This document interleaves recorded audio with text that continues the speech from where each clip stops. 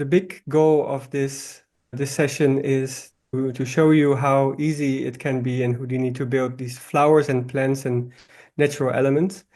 If you know my portfolio, you can see that it's full of flowers and plants, and I'm doing a lot of trees now as well. And using Houdini is for me the most straightforward way of getting there. Most people, when they think about Houdini, they think about these simulations and a lot of coding, and there's like this Houdini wall that people seem to get stuck on. But what we're going to do today is a lot more straightforward, step by step. It should be easy enough to follow along. No simulations, so you won't have to make your computer go too crazy. We're just going to do pretty easy, straightforward steps.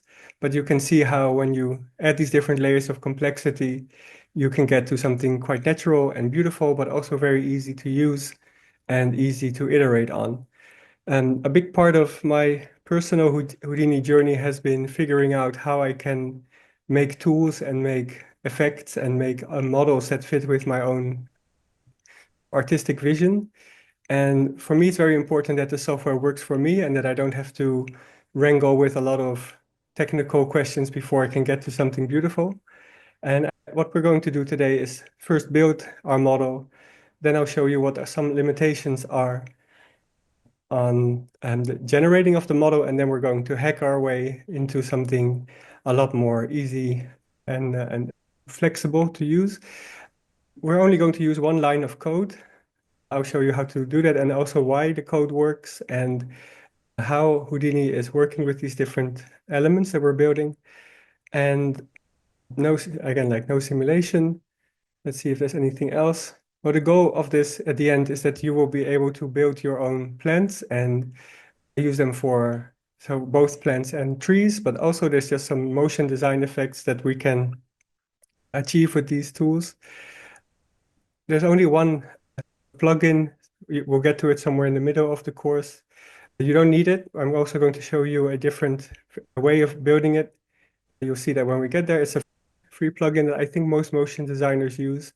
So I'm just going to get into it. If there's any questions, please put it in the chat. I don't see the chat right now, but Deb and the other moderators are monitoring. And if there's any important questions or if you have any parts that you're stuck on, please let us know and we'll get to it once there's this breaks in between. For now, I'm just going to get started. Okay, so the first thing that is important for this session, but also just in general, I think, is the viewport itself. So by default, it's usually on this sort of bright mode, but today we're going to be using a lot of lines and very thin elements. So it's best to turn this into the dark mode. And the way to do that is just to hover over the viewport and press D for display, and then go to the background here and set it to dark. And once you've done that, everything is a lot darker and easier to see. Okay, so I already created a geometry network, and just dive in. And most of my projects start with this beautiful shape that we all know. It's a line. So we just start with the line. Why I like using lines is because they're simple. Usually they just have two or a few points. But what these lines can do in Houdini is a lot more than just making simple geometry, but you can actually use them to control many other nodes and many other systems in Houdini. And the ones that we're going to be using right now is the tree tools. So when you install Houdini, when you're installing, there's this checkbox called Labs, and it's Houdini's experimental tools. And there's a lot of different nodes in there that are very useful. Sometimes they seem a bit random, but they also have a lot of very nice tree tools. So we're looking for this one, the Labs tree trunk generator. First, we're going to start with the base of the plant. From now on, I'm just going to type them in quite quickly, but I'm going to go over what the name of each node is. Yeah, and so you should be able to find it that way. So just tab and then Labs tree trunk generator. And what this allows you to do is to just use this line that we created here, put it in the first input. And now when you run this node, it creates this nice tree trunk. Now our line is a little bit short, so I'm going to make it a bit longer. Okay, so now we have our tree trunk. It has some settings that we can use to change the radius. But the most important part of this is that we start with the base here, the tree trunk. And then from then on, we can add these branches. So now if you press tab again and type labs tree branch generator, you will see that it has two inputs here, the mesh input and the curve input. And both of these are also output here by the tree trunk generator. So you can see that they slot in perfectly like this. And now when you run this branch generator, it's going to generate these branches based on the shape of the trunk. We will be coming back to a lot of these settings, but just so you know that this is where most of the designing of your plant or tree is going to happen. Okay, so the most important thing for this tree branch generator is this. Is here in this advanced tab. So if you're here in general in your trees, there's this advanced tab and there's this detangle, which is on by default. And what that does is that it tries to push the branches apart from each other. I found that in general, that's not something I want to do because I want to control the branches as much as I can. So if you could, most of the time you should just go to general and then to advanced and just turn off this detangle. You'll see that the branches look a little bit boring now, but we'll get to that in a bit. And what is important here is that there are these two outputs, right? So there's this mesh output and the curve output. But when you run this, by default, it's going to show you the mesh, which is actually something that for this purpose that we're building is not that important. We're much more interested in the lines that it's generating. And to show you that, I'm just going to create this null object. If you don't know the null object, it's just basically a checkpoint. If you run that, it's going to show you the output of whatever node you're putting in there. And most people use it as a sort of, this is the end of an effect, or this is an important checkpoint in the middle of the system that you might want to reference later. For now, I'm just using it to visualize the lines that are being generated by the tree trunk generator here. I'm just going to call this tree trunk line so that I know what it is. And you can just put the output of this null in here. Nothing, it doesn't actually do anything. It's just to, in this case, to visualize the line. And it's just a nice way to organize your project. I'm just going to copy and paste this null to show what these lines are doing. And what you'll see is that these tree trunk generator, it creates these extra lines. And also it still keeps this middle line, right? So it still keeps the line from just the trunk. Yeah, and so what you're building here is this unified plant, or now it still looks like a tree, but we can make it look like a plant later. And you can just keep adding these tree branches to add more. So now when I copy and paste this tree branch generator, copy and paste it down there, make sure that the right inputs go in there. There's like this null here, right? And now if I run this again, we have more branches. So you can see that each of these nodes is adding more branches based on the level that came in before that, right? So it still looks a bit funky, but you can see that this is a kind of a nice way to add a lot of detail to this plant and very easy to control. I'm going to copy and paste this null one more time to visualize the lines. And so one important thing is that make sure that you name these properly.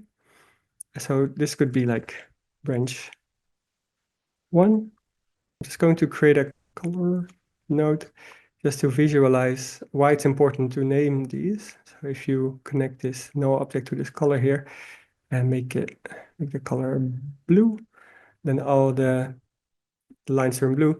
But here there's this group settings, and if you go in there, you can see that there's this level 0, level 1, level 2, but also branch 1 and branch 2. And so these groups are being generated based on the name of this node here, right? So and now it's called branch 2. So it's important to name these properly because we're going to build our object and then split it apart again later. And in the end, you're going to have this workflow of building different elements, adding attributes to them. And it's important that we're able to split them apart and then merge them together. And it's just much nicer if you have the right names here. So this is how we generate our tree model. And even though we are only using 3 nodes here, we can make something quite complicated and quite pleasing to look at. And there's two ways of doing that. First is like scatter, and you can choose how many branches there are, which I think is useful for the main branch. But then for the second branch, what I tend to do is to, instead of using scatter, I use this edge length.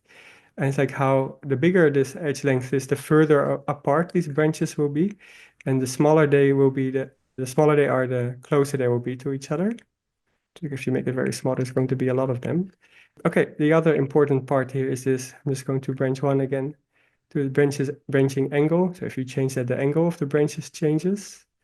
And there's a very nice setting here. It's called tropism. Tropism basically means how, so you can see in nature that most of the time branches and flowers are pointing towards the sun. So they're pointing up. And in this case, if you put this tropism, the standard one, if you turn it on, you can sort of bend these branches to face up as if they're pointing towards the sun. If you turn this off, it's more like a tree. And if you turn it on, it's more like a plant, more flexible branches here. Let's see what else. Yeah, so another thing, of course, is how long they are. So you have a basic length here, but also you have this length ramp. And so you can see that right now the branches start here somewhere about a third of the way. And if you take this down, then it's going to start lower or higher. And right now they're like in this sort of stepping transition, but you can actually just linearly interpolate these. So if you turn the top, make it gradually go down like this, might be a nice effect. And the same, of course, with the second branch. So all of these work together quite nicely. Yeah, I would say it's a very flexible and fun way to generate these different branches. And the same here with this. Let's go to the tropism and give it a little bit more. And there's also this gravitopism. I'm not sure if this is a scientific term, but at least it makes sense when you click on it.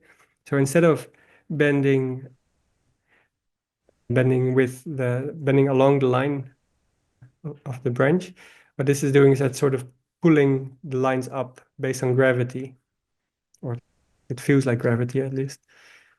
Maybe one other thing to show you is that here when you generate them, there's this branching pattern. So nature is full of patterns. And the one that I also like is this sort of 90 degrees. So it looks a lot more organized, maybe a bit too much. And you can add some variation here, right? So if you turn this very low, you'll see that it sort of gets this sort of pine feeling. Right, but so I hope you can see that with just these three branch tools, you can create a pretty interesting model. And that's where most of the people stop using them. You have like a nice model, you can texture it, and then you have a nice tree. The way that if you know my work, you can see that everything always has a little bit of movement or sometimes a lot of movement. And what we want to do is to take these curves that are being generated here and make them come alive. Now that we have this, what we want to do is to animate this. And we're going to be repeating this pattern a few times where we have this model and then we're going to split it apart and then we're going to merge it again and then split it apart and merge it again. It'll make sense in a minute. So the way I tend to do this is to use this blast node. And blast basically just means delete. And most of the time it has a few more nuances, but for now we're just going to use it to delete stuff. So if you run this blast node, I'm just going to do split trunk. And I'm going to use this blast node to delete everything except the trunk. So if I go to this group here, and now you're going to see that it's going to actually delete the trunk, but we want everything except that. So there's like delete non-selected. There's also the split node, which of course also works. But in our case, so what this does is that it's sometimes easier to do that because you can split one part and then the next part and then the next part within one network, within one sort of stream. But I tend to use the blast node because I really want to separate things a little bit harsher. Maybe this is just a personal preference, but just follow along with me and you're of course free to use a split node if you want. Yeah, so now I have my trunk again. And there is one thing about this that I don't really like that much is when you run this split trunk and you have these point visualizations.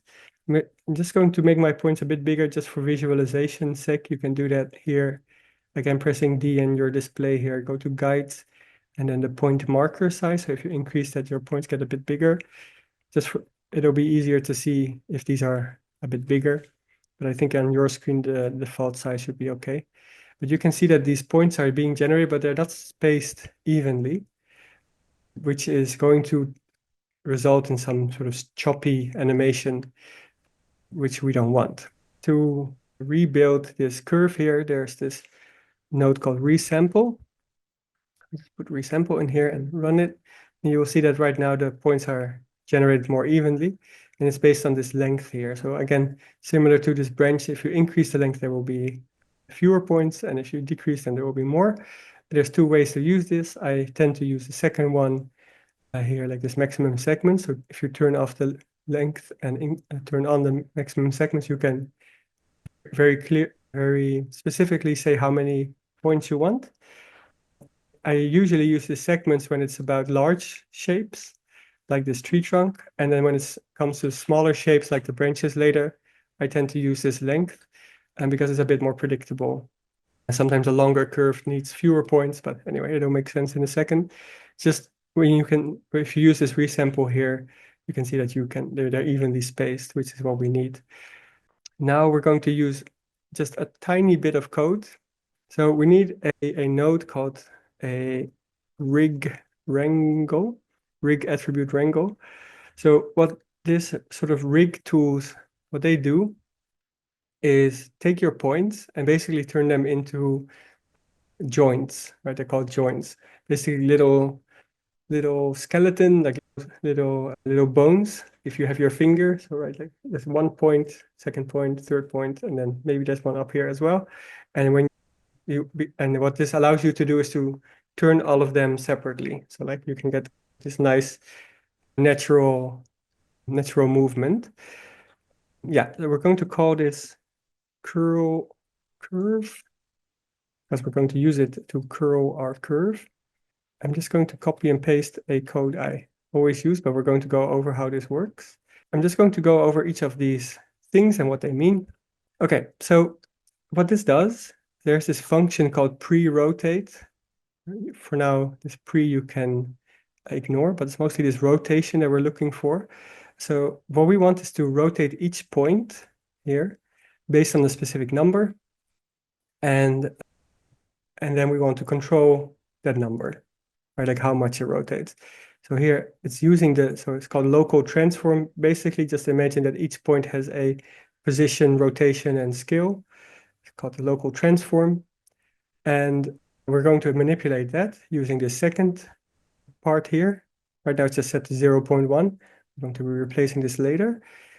So it's going to rotate 0.1, I think, degrees, probably.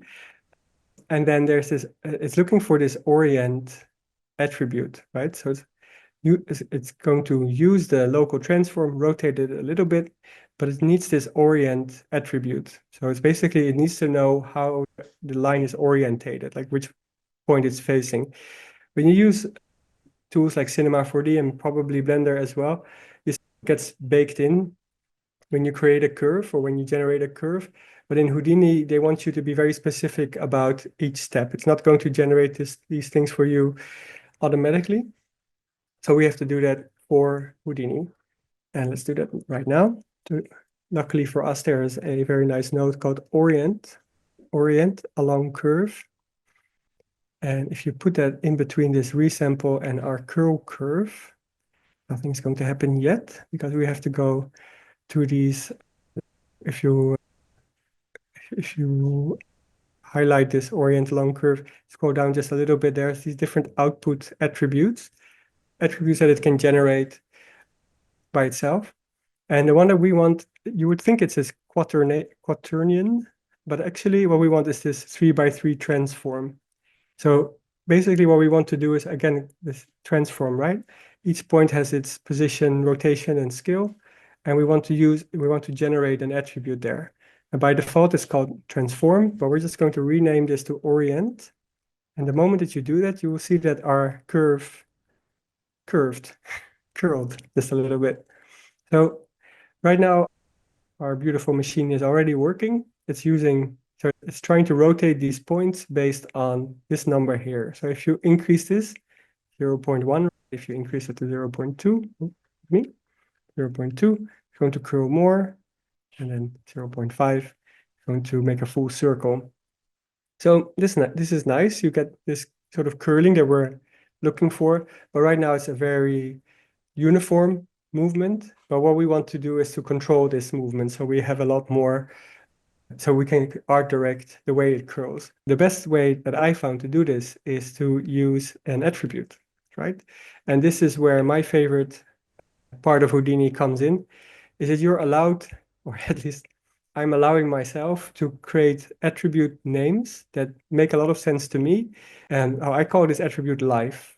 And to do that, you just want to replace the 0.5 with add, right? So add, which means attribute. And then just type, I'm just going to type life. Now, not going to do much because we didn't create life yet. And to do that, we're going to create a new attribute. And to do that, we're going to just create a new node called attribute. So I'm just going to type the shortcut attribute adjust float, so AAF. This is a way to create attributes, create life. And so here there's this attribute name, right?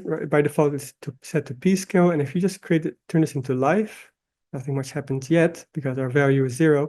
But if you increase this, you can see it starts to curl. So now it's basically the 0.5 we had before, but now we just get to control it here in this attribute. It's curling, but it's still very uniform. So what we want to do is scale how much it curls based on where, or based on the length of the curve here. And so to do that, there's this, in this resample node, let's just call this line point number. There's this tab here at the bottom, which says curve view attribute. And what that means is that it just creates an attribute that starts from 0 here, all the way up to 1 to the tip. And we can use this curve view attribute to art direct our curl. And so going back to this attribute that just floats, there's this life. And there's this pattern here, which basically means like, how do you want to generate this attribute? And right now it's set to constant, right? Just like one simple slider. But if you set this to remap attribute, you can use a different attribute that comes in and use that to remap the values. So the source attribute here, you scroll down a little bit, by default set to mask. But if you turn this into curve view, now you suddenly have our curl, right? So you can see that in the beginning, it's still quite rigid because it's set to 0. And then all the way at the top, it's going to curl a lot. If you increase this max value, we're going to see our curling. This is the way to control these curls. Now, one thing that's important here before I move on to animating this. So this orient along curve, let's just call this create orientation. It has a lot of different values and attributes. There's this additional rotations, and you can use this to angle your curve. And there's also the scale. If you decrease the scale just a little bit, you can get this nice, I call them like Nightmare Before Christmas. Yeah, so this is how I create all the curls, just one line of code, and then using this attribute life to art direct the curl here. Now we're going to start animating that.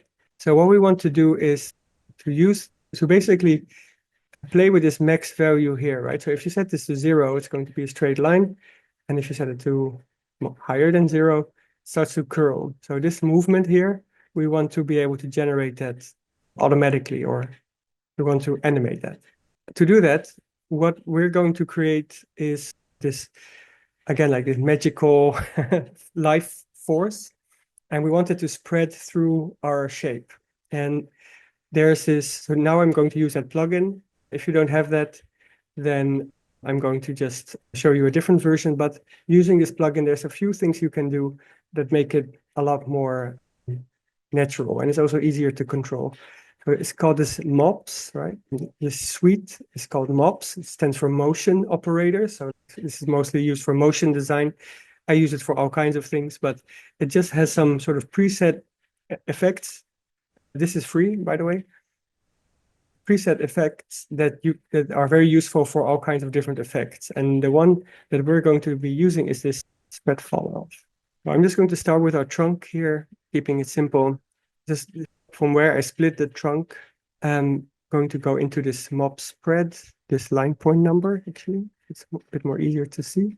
So what this allows you to do is to spread an attribute through an object. And what's important for that is that you need the start point group. Basically, yeah, so which point do you want the spread to start from? And if you use this visualizer here, if you display the point numbers, you can see that all of these points have their own number. And you can see that the very first one is not 1, of course, but it's 0. So if you type in 0 here and click this preview fall off, your line should turn blue. Not much happens now, but if you go to this animate tab, there's this spread. And if you increase that, like this, here's this magical, see, that's why I like to call it life. It feels like it's life flowing through this curve. And so if you animate this spread here, it's going to flow through our curve here. I told you there's only one line of code, but that's because I'm just going to show you a sort of little expression that I like to use for animation. Of course, you can just simply keyframe this, but I'm just going to use my favorite expression here, which is the fit expression. You can just type with me, or you can keyframe this if you want. What you can do here is to change the range of the frame number where we're at into a different value. But yes, either type with me or keyframe it. So FIT, right? Fit, open parentheses. And we want to use this number here, like the frame number, as our input number. So to do that, you have to write $F and then comma 1, from 1 to maybe frame 200 here. And so we want to go from 1 to 200 and then go from 0, right? Oh, 0, no life, to 1, a lot of life. And then close these parentheses and press enter. And so now when you press play, and make sure that you press this little clock here so you can actually see the frames per second instead of it. Now it's just trying to play as fast as it can. But if you press this stopwatch here, this clock here, you can see that it's playing, right? And we don't have a lot of points, so it's a little bit choppy, but this will get better in a minute. And so you can see that right now, yeah, magically, there's this attribute spreading through our curve. We can put that into our create orientation here, right? Just plug it in. When we go to our curl curve, right now you can see that it's generated earlier, this attribute, but it's still propagating throughout our whole network. And now if you go to this spread fall off, and you go to this, you see here the fall off attribute. It's called mobs fall off. So in this create life, what by default, this operation when you create our attribute is set to add. So now it's just going to add 0 and 1 to our curve, but actually you want to set this to multiply. Basically, yeah, multiplying it, right? So right now in the beginning it's 0, and at the end it's allowed to go to 1. So now our line is curved, and then it's going to curl like this. So you can see that when you play this, like this magical life attribute is actually bending our curl here. So right now it's bending it into a curl. And I think it would be nicer to have it a bend from a curl. So you can press this inversion. So right now it starts from a curl, and when you play this, it is actually turning back into a line quite nicely. Now you can see that it stops here, right? Like, why doesn't it turn back into a full line? And that's because of this fall off width. If you increase this width, it's going to be a smoother transition. You can see that when you animate this, like right now it's a lot smoother, the way that this transitions. But it also means that this final number here needs to be a bit higher. Okay, so if you go from 0 to 1 to 0.84, right? If you do that, then now it's going to be able to turn fully into a line. And just to make this work procedurally and nicely, what I'm just going to do is do a quick hack. So it needs to go from 0 to 1 plus whatever this number is. So you can just write plus and then copy this parameter. Just right click on this on these words here, copy parameter and then go after the plus here and then paste relative references. And now it should go from 0 to 1, no matter, see, you can see the changes here, no matter what you do, right? So you can make this very smooth or very choppy, up to you, going to work. So this is the way that this mops is spreading our attribute through this branch here. And you can see that right now it's set to our trunk, right? So we're deleting everything except our trunk. But if you turn this into our branch 1 here, like, let's just delete that. Now we have our other branches that are also working. And here comes the magic of Houdini, is that when you build your tools to work procedurally and to work together really well, you can just change the input and everything will work as expected.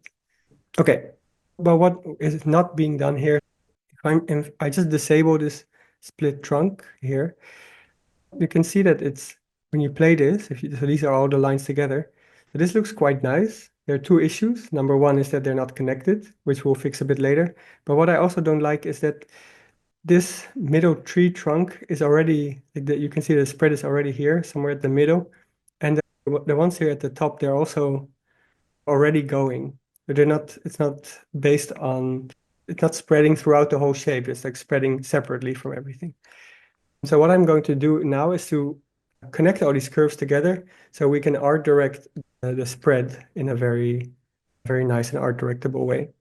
What I would do is just disconnect these two. If you press Y, you get these nice scissors and you can just cut these lines here and make sure that these are back to the way that they were. Make sure that this is set again to this trunk. Okay, so now we just have our trunk on this side. And we're just going to generate all of these live materials off to the side, and then we're going to recombine them in a minute. So what I want is to, before I split everything apart, I want this full shape to be in here. And yeah, so you can see like it's working, but it's not really connected very well. And it has to do with this distance metric. Right now it's set to radius. It's just going to start from a point, this point 0 here, and go increase a radius, like a sphere increasing from that point, which in this case looks not super terrible, but if you start to use more lines later, more input curves, it's going to not work as predictably as it can. So let's first figure out what this first point is. So here we go, there's this 5,626, which, you could type that here, but there must be a better way to do that, and turns out that there is. So what we want to find is this first point of this first trunk node here, right? And the way to do that is to create a slight little split here. And I'm just going to Alt, I think Option or Alt, click on this line here, and you create this little dot. And this is just used to organize things a bit better. And then under this dot, I'm going to use our blast again that we had before. Again, use our trunk and delete non-selected, so we have our trunk. You don't have to worry about the spacing here in this case, because all we are caring about is this first number here, the 0. And to automatically choose that, we go to our new node called a group expression. And this is my way of being able to say we are only going to use one line. Let's say only one line of code is really necessary for this session. There's one more line in here, but I'm not typing it, so it works that way. So if this group expression, let's call it create root group. It's like this 0 here as the root of our plant, right? If you run that, not much happens, because so what this can do is that it can create a group based on a sort of expression. I'll show you in a second. Make sure that this group name here is set to root, and the group type is set to points. And this is why I love Houdini. There's some hidden setting somewhere. There's this, here you can type in an expression, like your little bit of code. But if you click on this button here, there's our first point of primitive. So happy that this exists. So what this does, you can see that when you click that, there's this code here, but it selects this first point here, it turned yellow. So right now it turned this first point here into a root, into our root group. And then if you go to this mop spread, and instead of the 0 here. Let's delete that. Go to here, and there's now this group here. I'm going to turn this off. And now we have the same thing that we had before, but it's generated procedurally. So whichever curve you put in here is going to find its original root, or find the first point and call it root. Okay, that's great, but we just want the root of our trunk here, right? The main curve. So now we have to take this root point and apply it back to our main structure. And to do that, we have to use a node called a group copy. And what this is going to do, it has two inputs. First, in the first input, let's put our full tree. I was going to get angry because it doesn't have a second input. So we can just put our, here, just create root group in here. And what this allows you to do is just basically copy from the second input a group, right? So in here, in this point groups here, just make sure to set the root. If you then put this in here, now you can see that it should start from the center, but this might have to do with another issue. When you see this root group and you go to our point numbers here, you can see that right now it goes from 0 to whatever the most points are, right? But if you run our full tree, you can see that right now these numbers are different. So we actually cannot copy, but we have to use a transfer. And what that does is that it transfers the group, instead of group copy, use group transfer. My mistake, excuse me. And in this group transfer, go to the point groups and then type root. Right now, it should work. So you can see that this point here is now red, right? Our root, but also it found these other points here, and it has to do with this distance threshold. So if you just turn this down, oh, it can actually, because they're completely overlapping, right? So this threshold can be very small, 0, 1, right? So now it's just only selecting this first root group here. Okay, let's see. All right, so now you can see that it starts at this root. Now it's spreading quite nicely. All right, so this is working, but we still have this spherical fall off effect going on because of this radius. So what we want to use is actually this connectivity. Okay, so something is happening, but now we don't have this nice sort of spreading through the object feeling. And that has to do with that actually these different objects here, they're not connected at all. These are just separate shapes that are generated within space, but are not connected. So we want to do that. We want to connect these together. And I'm going to use a sort of a brute force method. What I'm going to do is just create just a lot of points in here. So if you look at these points, it seems like a lot, but there's still quite a big distance between these. So what I want to do first is just to create a lot of points within our curves using this resample, right? I'm just going to use this, call this life attribute points. In this maximum segment length, I'm just going to type 0.01. So now, so this actually already looks like a beautiful artwork, but all of these are individual points, right? So there's a lot of them now.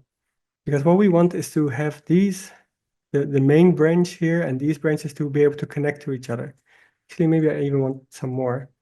So just a lot of points here. So now they're very close to each other, so it's much easier for these points to find each other when we fuse them together, which is what we're going to do now. So there's this fuse node. Sorry, I'm just put it over here. After we create these points, right? And there's this sort of snap distance, and if you increase that, you will see that eventually it's going to eat up your whole tree. But if you just make it a bit larger, this 0.05, which is good. So you can see like the difference between this life attribute points here and this fuse side. You have this moment where everything turns into one object. And to visualize that, there's this connectivity node, right? Just put that in there. And then it creates this attribute called class. And if you press this button here, you will see that right now it's just one object. But if you bypass this fuse node, you will see that all of these curves are separate objects, right? But now there's one after fusing them together. All right, so now if we use this spread fall off, just let's play it and look at the magic here. You can see that right now it's spreading through the shape. I mean, for me, this I could look at this all day. And it's like spreading through very gradually and naturally, and everything's connected together. And what you can do now in this spread fall off is even add some noise here. So there's like this apply noise. Maybe it's hard to see, but now it's just slightly less uniform, right? Or maybe the amplitude can be a bit bigger. So you can see there's just some randomness here, some very nice natural random smoothing. Okay, this is great. But now we have our weird, super high resolution lines here. So how do we get this attribute back into our simple curves that we're curling on the other side? So I'm going to use sort of a simple technique to export basically our settings, our attributes here, and apply that later. So first I'm going to create this null object again. Again, like this is sort of like a checkpoint object. Put it in there and call it spread attribute. If you run this, you're just going to see the same thing. So we want to take this attribute and apply it to our other curves. And what we want to do is load in this null. And to do that, you can use a node called object merge. Let's do it again, object merge. And what I do is that I select both of these and go to the color here and make them the same color. Let's just make this nice color over here. And make sure that you call this get spread attribute so that you know that they are looking for each other. And then here in this object one, you can just drag the null and drag it in here. So now if you run this node here, you can see just simply gets this attribute. Now, why did we do all of that?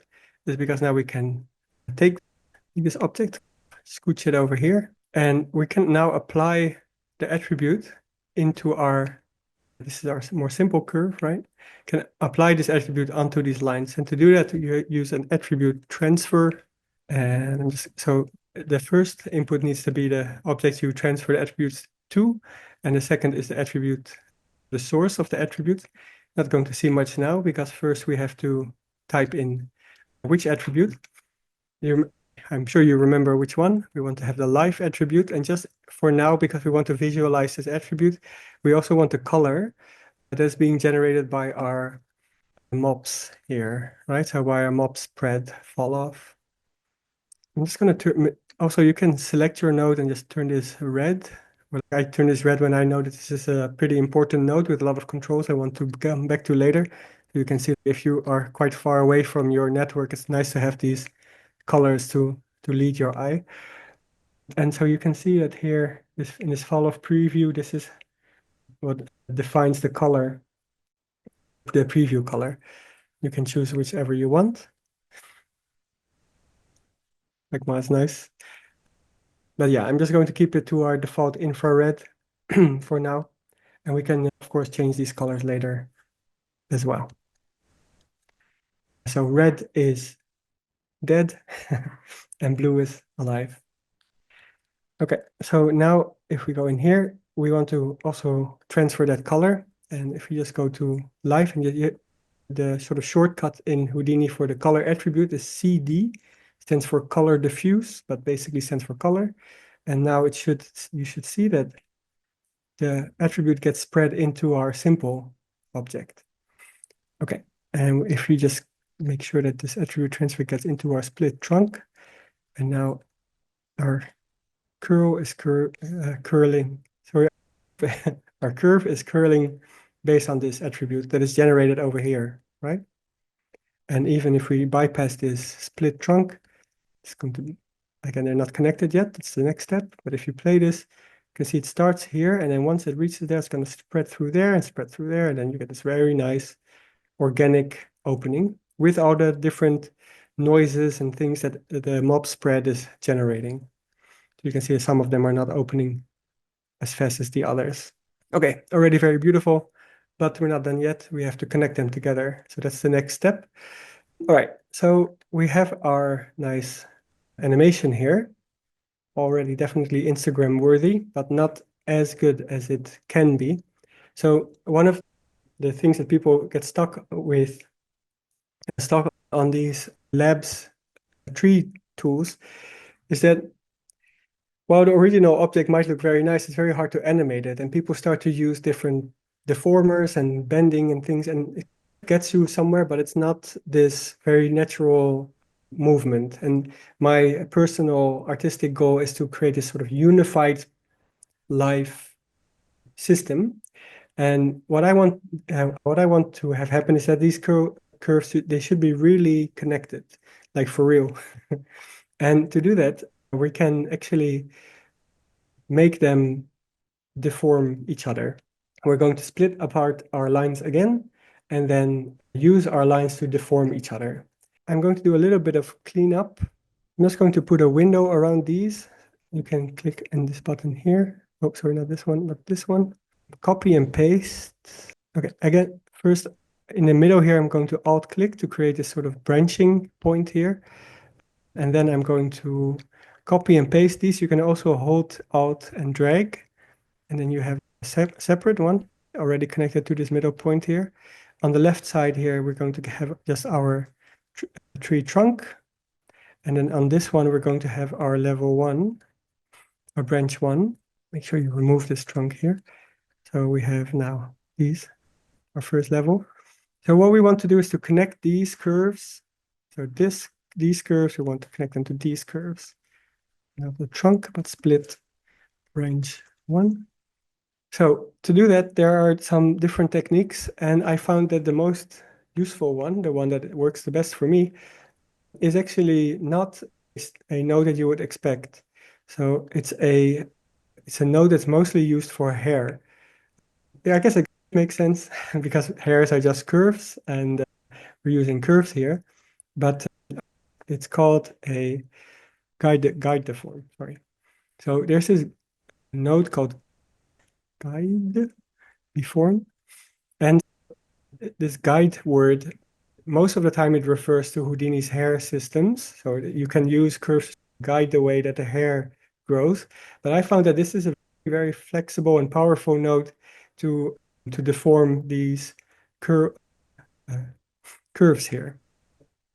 Okay, so it has a lot of inputs. I'll go over each one of them. And what the first one is that required is the geometry to be deformed, which are these branches here, right? We want to deform this first branch based on the trunk here. I'm just gonna put that in there. Not going to do much now because it needs some more stuff. It first needs this rest skin. This basically means the sort of reference object, basically either before it's deformed or after it's deformed. That makes sense in a second. So to do that, I'm just going to create a time shift node. And what this does is just basically, oh yeah, so by default, I'm just gonna put it in here, sorry. Put our branch in here. By default, it doesn't do much, but here in this frame number, right now it's set to $F. I don't know if you remember, but that's like this number here. So every frame basically is just going to play normally. But if you hold Control and Shift and press on here, it's going to remove that expression. You can also right click and then click delete channels. And what I want to do here is because when it's curled, it's actually quite deformed, right? So it's already deformed, so it doesn't feel like a good reference. I want to use the last frame where it's completely uncurled. Hope that makes sense. So to do that, you can just write $F, so again, the frame number, and then end. So what this is going to do is find your last frame here. If you press this word here, you're going to find your last frame. Yeah, and that will be our rest. So this is where the plant is done animating. And you can take this time shift and put it in our rest skin. And then here there's this animated skin. And that can just be our tree trunk. Okay, let's see. That's how you like this chopping, this stuff over here. It has to do with the orientation of the trunk that comes in. But it also has to do with this guide deform not expecting you to put in as your skin. So it's called skin, right? So imagine like the hair, you need to have skin to grow the hair.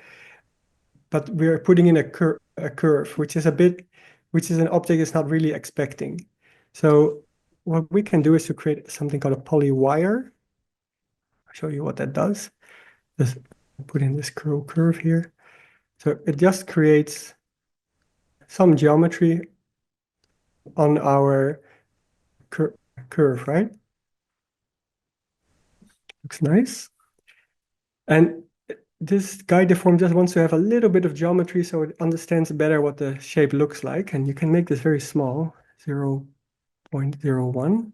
And then if you put that in the time shift and in our animated skin, see what that looks like. Okay, still a little bit jittery, but already looks a lot better, right? And I can actually visualize how this is working. If you go, I just create a merge node and merge this animated polywire into our guide deform together. You can see that now actually they are connected. Yeah, so this is how you connect them together. And so now we have our first animation here. And I'm just going to, again, hold Alt here and then drag it over here. And not branch 1, but branch 2. Did I call it? Yeah.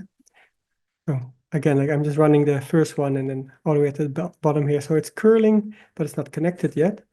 And so here, I'm just going to remove all of these connections, put this in the geometry to be deformed, right? But what we want now for our rest and our animated skin is actually the output from this guide deform here. Yeah, there's a cleaner way of doing this. In my hip file, there's like a cleaned up version of this, but I'm just going to make it a bit more straightforward here by Alt dragging these two and putting our result here, right? This animated one over here in our polywire. So you should have dark now, but you do see some object coming in. And then this time shift is again like at the end of our timeline, and make sure that the rest is in the second input and our animated in our third input. And let's see, some jittering. We'll fix that in a minute. But it looks like things are connecting quite well. If you put this to your merge here, it might look a bit odd, but in general, you can see that these curves now are connecting.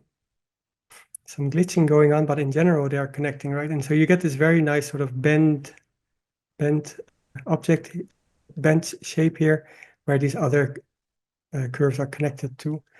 So the reason why it's glitching or sometimes not really working is because this poly wire here actually it generates and it uses a lot of different attributes.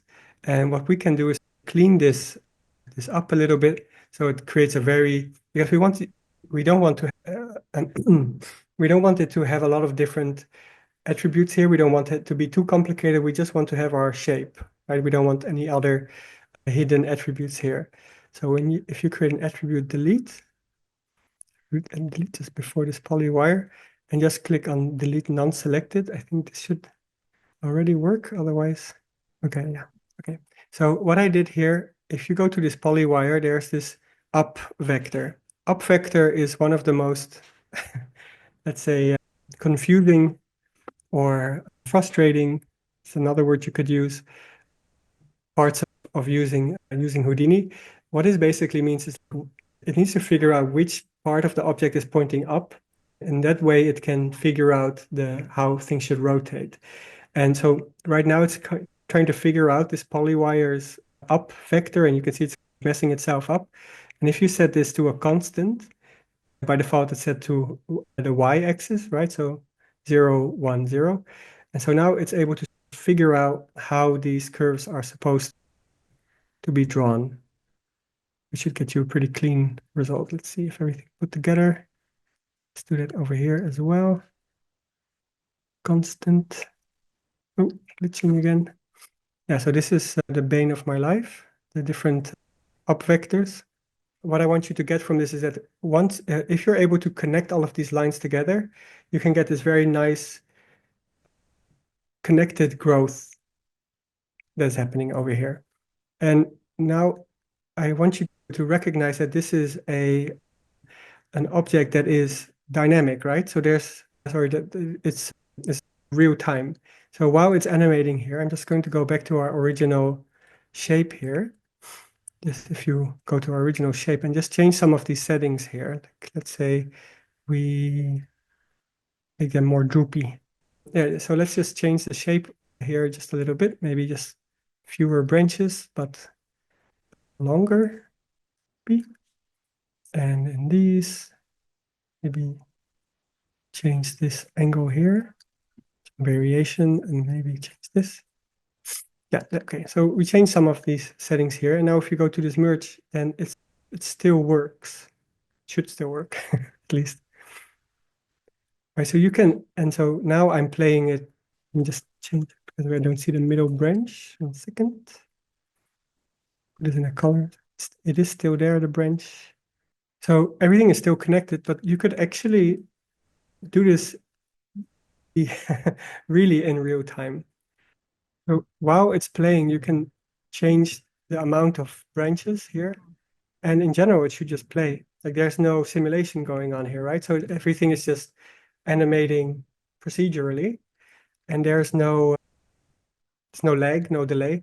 And this is how I prefer to work. Like sometimes I use Vellum to add a little bit more realistic movement here, but most of the time I just want to have a very nice shape that animates quite well.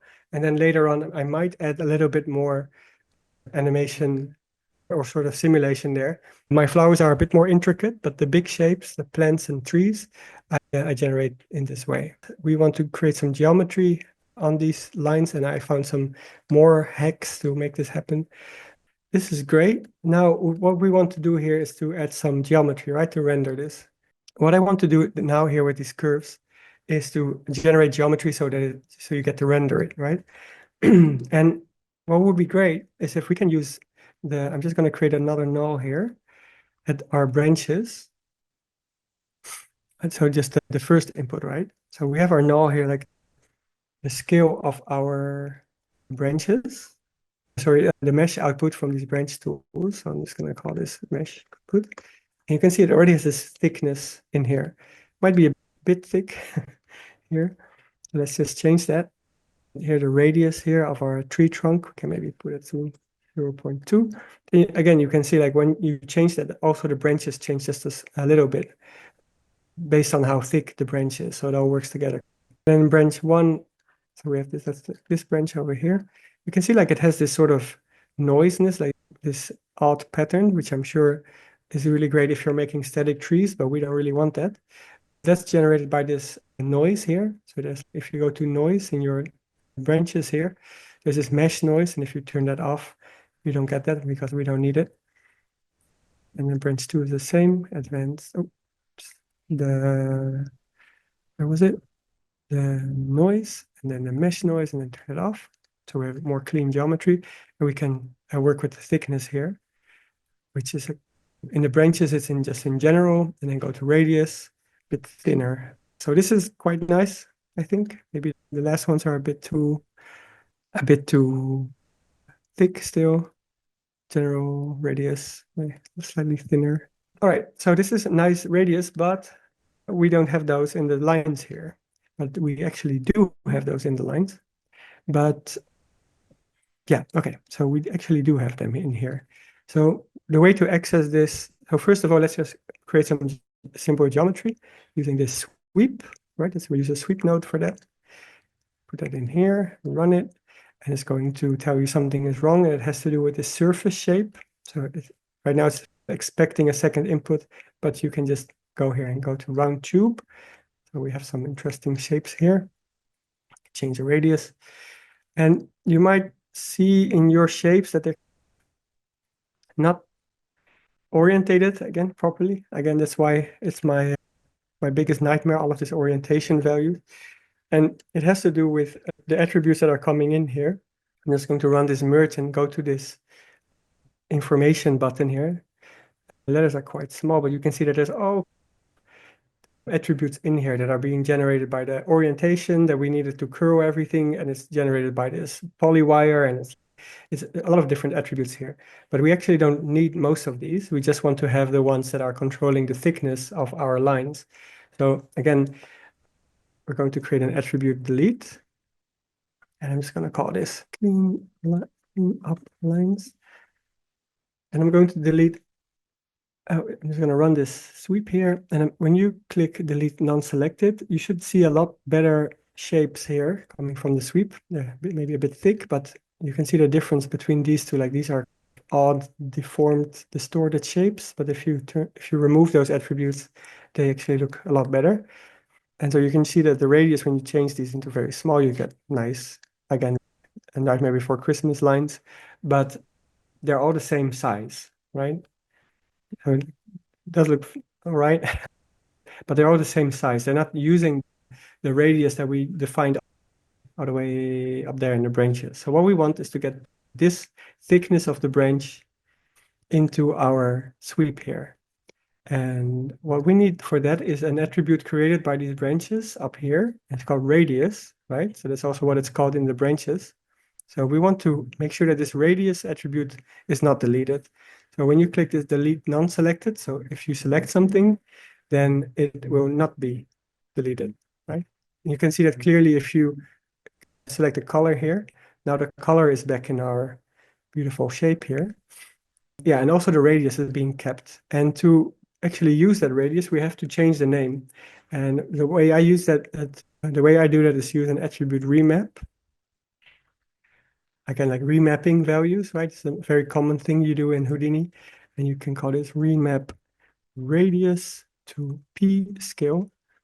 P scale is a very common attribute in Houdini. It's used a lot. It just means point scale. So hidden attribute within the points that tells Houdini how large a point is. And what we can do is to get our original name here, radius, and change the name into p scale. And now everything is gone because our radius is so small. But if you turn this up to 1, look at that. Now we have exactly our radius back from our tree that we generated earlier. And with that, we basically have a renderable object. One thing also the sweep does, I'm just going to use a UV quick shade in here. What this also does is generate UVs. I don't know if it's easy to see, but the sweep node also generates UVs. They're not perfect, but they are good. And I use them all the time. If you just want to create an object that looks fine with the materials you're building, then you can keep it the way it is. There are some other settings in here that might be useful, but most of the time, this is what you want. And okay, so now we have geometry. So you can see here the tip here of the trunk here is like not closed.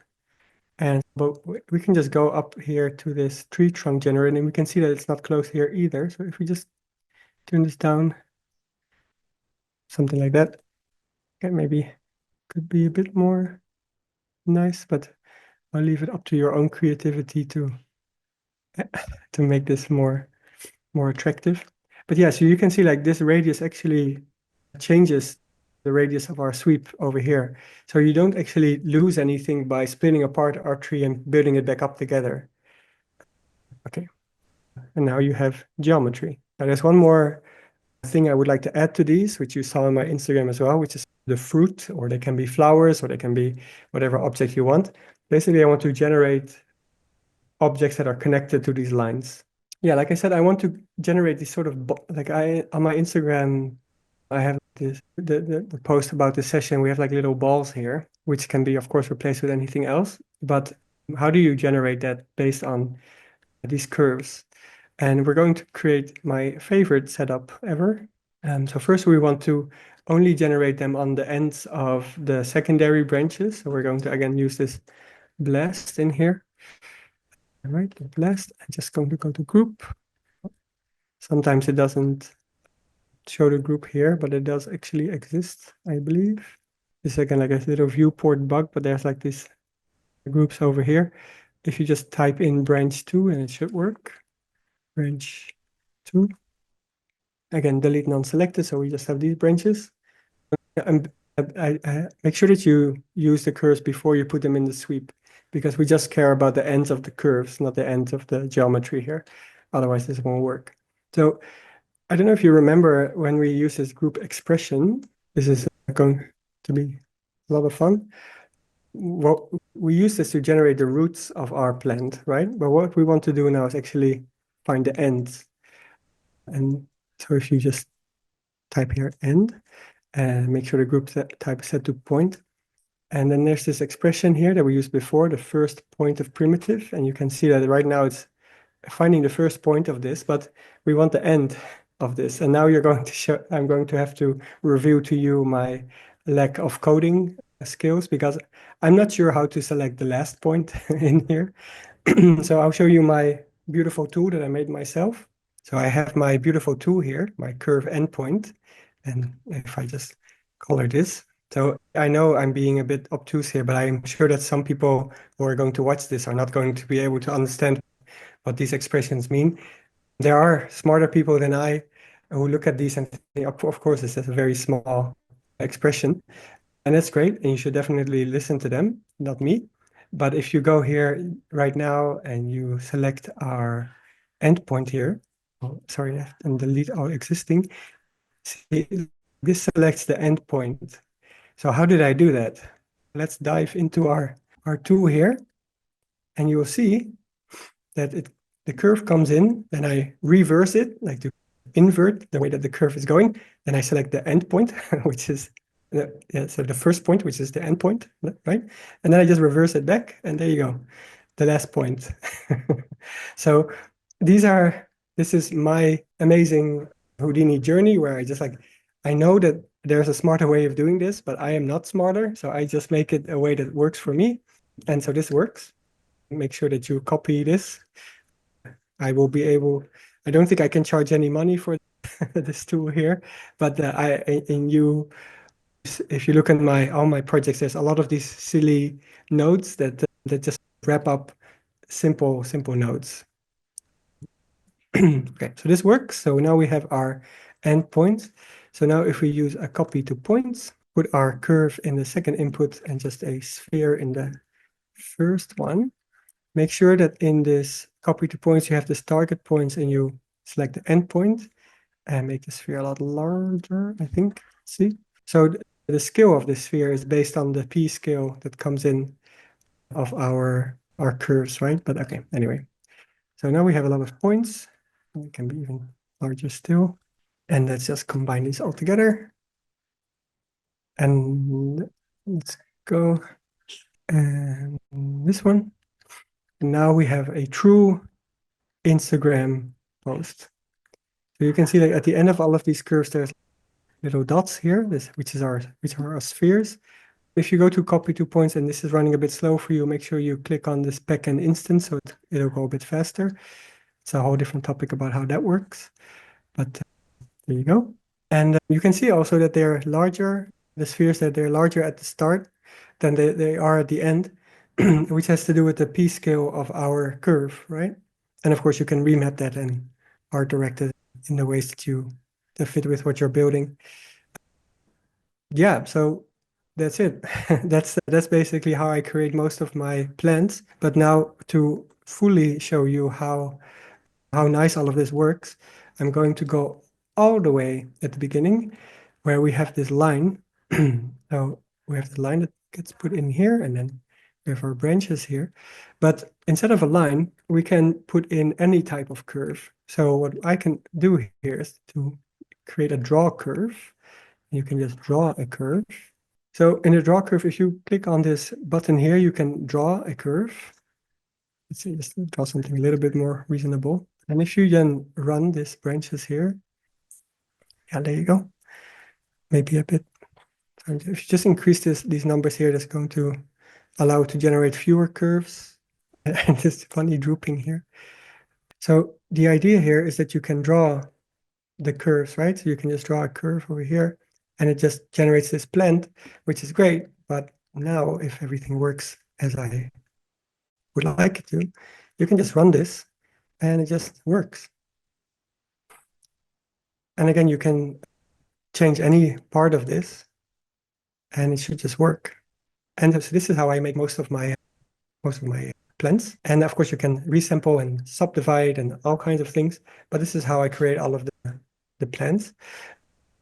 Yeah, and let me show you real quick how to do this in a slightly less procedural way by using these attribute adjust, like by not using mobs, but I really do recommend using that, and I'll show you why in a minute. I'm just going to use my original line here, so you can see.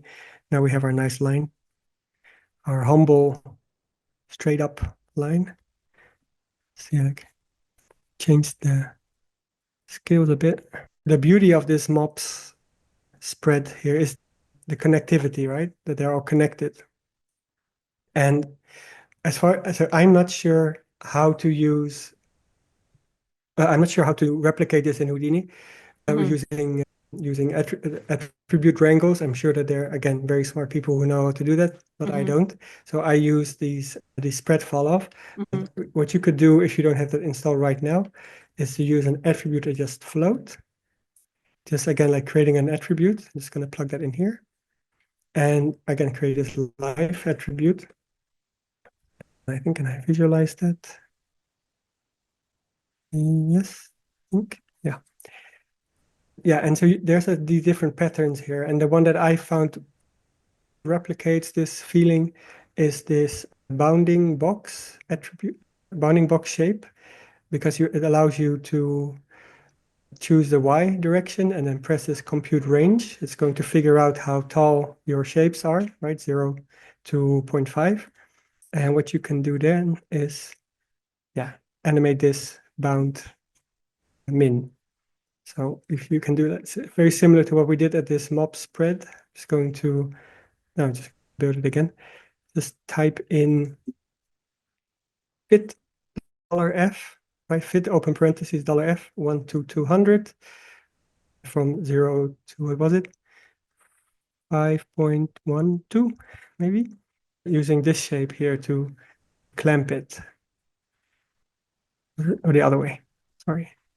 Right now, because we're using this shape to clamp it, we can still art direct this a little bit. Just gonna put this maximum a bit higher to 6 or something. Yeah, so because we're using this clamping method here, we can still change the shape of this a little bit, have a little bit of a smoother transition. And of course, when you run this, it should work, right? So it does work, but you don't really get that nice spreading that we had in this mobs. Yeah, it does work, but it's not like you don't have enough. For me, you don't have enough controls and you don't have enough. What works for me is to go to this path deform, and there's different ways of using this path deform. You can also say arbitrary geometry, a foolproof way, but this orientation keeps being a way of messing me up. It's a combination of which attributes are being generated from this orient along curve. This is affecting things. And then a polywire, maybe you want to have more or fewer divisions. Does that work maybe? Looks a little bit better maybe. Yeah, so it's a combination between these vectors here that are being generated by the polywire and the way that the guide deform is using these curves.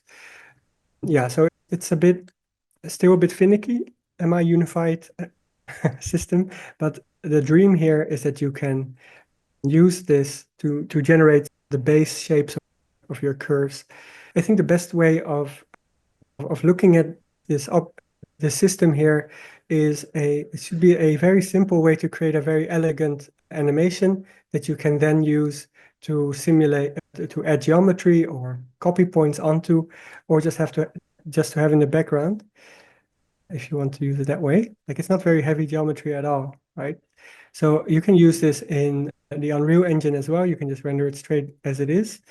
But the amount of points here are actually pretty good. Yeah, but so this is the idea.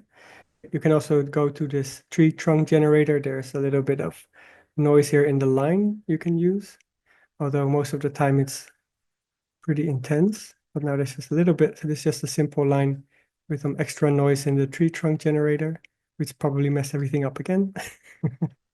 But anyway, yeah, just if you look at my master file, this should work better. That Okay. was that was it. And let me Awesome. know what you think.